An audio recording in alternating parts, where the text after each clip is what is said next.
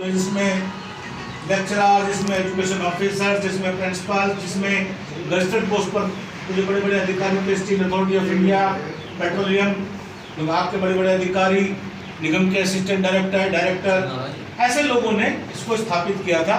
और ये सोचकर स्थापित किया था 79 में, जब हमारा समाज बाबा साहब भीमराव अम्बेडकर की तरफ बिल्कुल भी नहीं सोचता था, देखता भी नहीं था, नाम को भी नहीं चाहता था, तब हम लोगों ने बाबा साहब के अम्बेडकर जी के सिद्धांतों को लेकर के संगठन को स्थापित किया। आज देश के लगभग हर कोने में छोटे छोटे स्थानों पर, जिस प्रकार आप लखनऊ में बैठे हैं, ऐसे हापुड़ में होंगे, ऐसे ही आगे मुरादाबाद में होंगे, जदोसी में होंगे, उत्साह में जाएंगे, बरेली में होंगे, उत्साह में पीलीभीत में होंगे, इधर सिकंदराबाद, मतलब जहाँ जहाँ भी हमारे संगठन है पूरे देश में, वहाँ छोटी छोटी ब्रांचें हमने बनाई है और हजारों साथियों का कारवा आज इस संगठन के साथ है। ये बड़े गर्व के साथ में आपको दोस्तों, आज जब हम अपनी परिस्थितियों पर नजर दौड़ाते हैं और बराबर में जाटव समाज को भी देखते हैं, तो कुछ इच्छा सब लोगों के दिमाग में आती है, मन में वैमनस्य जागता है। सब सोचते हैं कि इतना आगे कैसे और हम इतने पीछे कैसे। हमारे 21 IPS क्यों और इनके 1100 IPS क्यों देश भर में, तो ये सब सोचते हैं, लेकिन उसके पीछे उनकी कुर्बानी को भी देखना चाहिए। बाबा साहब के बारे में आज सब लोग बाबा साहब को प्रणाम करते हैं, बाबा साहब को फूल चढ़ाते हैं, बाबा साहब के जय भीम के नारे लगाते हैं, लेकिन किसी ने उनके बैग में जाके देखा कि 4 बच्चों की कुर्बानी भी उन्होंने दी थी। उनकी पत्नी जो है बंबई की सड़कों पर से गोबर उठा करके उपले पाता करती थी और उसे बेच करके अपने बच्चों का गुजारा करती थी। रिश्तेदारों से कर्जा मांगती थी बच्चों को पालने के लिए। तो उसके पीछे की कुर्बानियों को कोई नहीं देखता, पर्दे के पीछे क्या होता है उसकी जानकारी हम लोग नहीं रखते। इसी प्रकार जाटव समाज का मैं बताना चाहता हूँ कि हमारे साथ इस मिर्जापुर की गुरगी बहरी बच्ची के साथ एक हुआ जो हमारी नजर में आया। हमारे समाज में अभी ये बच्ची जो हाथरस की है इसके बारे में आया, लेकिन कभी आपने सोचा कि जाटव समाज की कितनी बच्चों के साथ बलात्कार हुआ है, वो कितने शिकार हुए हैं? शायद आपको मालूम नहीं है कि हर आधा मिनट में इस देश में बलात्कार होता है, हर आधा मिनट में। और हर आधा मिनट में जो बलात्कार होते हैं उसमें से 90% दलितों के साथ होते हैं और 90% में से भी 99% दलितों में से जाटव समाज, प्रत्येक समाज, जो दूसरे समाज जो आगे बढ़ रहे हैं उनकी बहु बेटियों के साथ। हमारे लोगों ने तो गुलामी की है।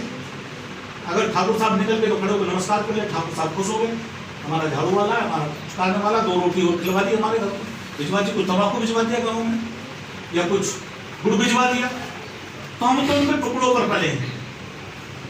हमारा शोषण उन्होंने कभी नहीं किया, हम पर दया की।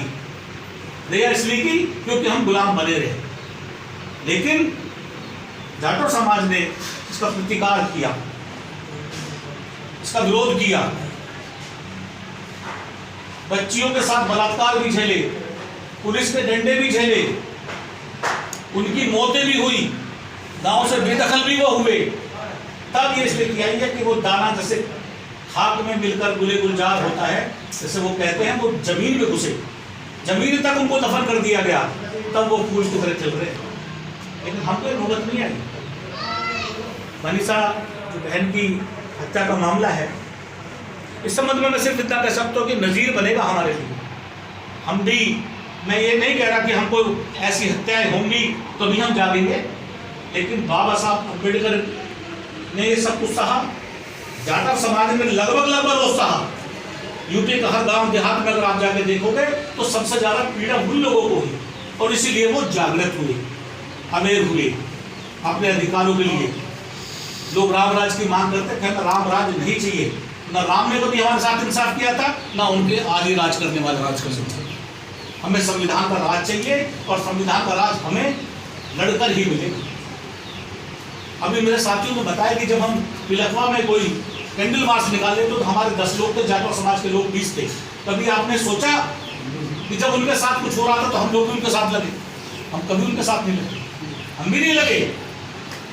आज अगर आप लोग सारे इकट्ठे नहीं होंगे, उनको अपने साथ नहीं लगाओगे, उनके साथ नहीं लगोगे, तो मुझे लगता है कि आप अकेले फेल हो जाओगे, अकेले फेल हो जाओगे। इसलिए उनका साथ जरूर, क्रांतिकारियों का साथ। देखो, लोग जो है हमेशा जीते हुआ सिकंदर होता है। हारे हुए लोगों को चाहे वो सेकंड पे आया हो तो कोई नहीं पूछता, लेकिन जो आदमी एक नंबर पर होता है उसकी कदर होती है। आज उनकी कदर इसलिए क्योंकि एक नंबर पर है। उस नंबर पर आने के लिए हमें उनका सहारा चाहिए तो सहारा लेना चाहिए, और उन्हें हमारे सहारे की जरूरत पड़े तो हमें सहारा देना चाहिए। वो तब हमारे साथ लगेंगे। आज हम चंद्रशेखर जी की तरफ देख रहे हैं सब लोग कि हमारे साथ दौड़ रहा है, क्यों? उसकी बहन के साथ तो बलात्कार नहीं था, फिर क्यों? यही बात जब चंद्रशेखर की बहन के साथ हुआ था तो कितने वाल्मीकि समाज के लोग साथ खड़े हुए थे। हम लोगों को जब तक इकट्ठे नहीं होंगे हम तब तक, कई बार ऐसा होता है कि वो भी हमसे द्वेष रखते हैं, मैं मानता हूँ, स्वीकार करता हूँ कि जाटव समाज भी एक तरह से हमारे लिए कभी कहीं कहीं ऐसा लगता है कि वो हमसे दोगलापन करते हैं, वो हमसे अपने आप को ऊपर समझते हैं। अगर आप ऊपर हैं तो समझ रहे हो, जब ब्राह्मण हमसे ऊपर था तो वो भी समझता था, ठाकुर हमसे ऊपर था तो वो भी समझता था, ये भी समझ रहे हैं। लेकिन आप ये मान के चलो कि देश में अगर हमारी तरक्की का कोई साधन है तो बाबा साहब के सिद्धांत जिन पर अमल करके वो आगे बढ़े, और वही रास्ता जब तक हम नहीं अपनाएंगे हमें कोई आगे नहीं बढ़ेगा। बहुत बढ़िया। मैं मनीषा के मामले में बात करना चाहता हूँ। अगर ये सामान्य बलात्कार होता, बहुत सारे बलात्कार बहुत सारे होते इस देश में, मैं कह रहा हूँ आधे मिनट का बलात्कार होता, तो मुझे लगता है कि इस केस को कोई ज्यादा महत्व नहीं मिलता। लेकिन इसमें कुछ असामान्य घटनाएं घटी, जैसे उसकी जीभ काटने की कोशिश की गई या काटी, जैसे उसको जलाने के लिए असामान्य गतिविधि स्थापित की गई कि उसको रात के अंधेरे में जला दिया, या उसे सफदरजंग हॉस्पिटल में डाल दिया गया उसके बजाय कि वो एम्स में जाए।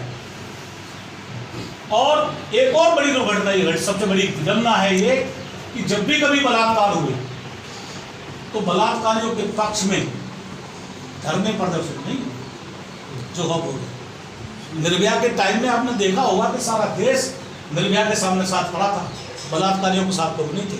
लेकिन बड़ी दुख की और बड़ी विडंबना है इस देश की कि इसको उसका श्रवण समाज, पूरी भारतीय जनता पार्टी, देश का मुख्यमंत्री, देश का शासन, देश का प्रशासन, सारा का सारा आरोपियों के साथ खड़ा। ये इसमें असामान्य बात है। इसमें जो सबसे दुखद बात है वो ये है, बलात्कार तो होते, हम भी लड़ते, उनको फांसी लगती, उनको सजा होती, और लोगों को भी होती है, जहाँ जहाँ होती है। अभी दिल्ली में हुई है, 10 लाख रुपए डिप्टी चीफ मिनिस्टर ने दिए हैं। अभी पुजारी की हत्या हुई है, उसको भी 10 लाख रुपए दिए। बहुत सारी घटनाएं घटती है, दुनियादारी चलता है। लेकिन ऐसा कभी नहीं होता कि पूरी कौम उसके साथ खड़ी हो जाए कि नहीं हम इसको फांसी पर नहीं चढ़ने देंगे। उसके लिए नए नए बहाने बनाए, नए नए तरीके ईजाद करे, और उसमें मुख्यमंत्री, पूरी पॉलिटिकल पार्टी और पूरा श्रवण समाज उसका साथ दे, ऐसा नहीं होता। इसमें ऐसा होगा, इसलिए असामान्य घटना है।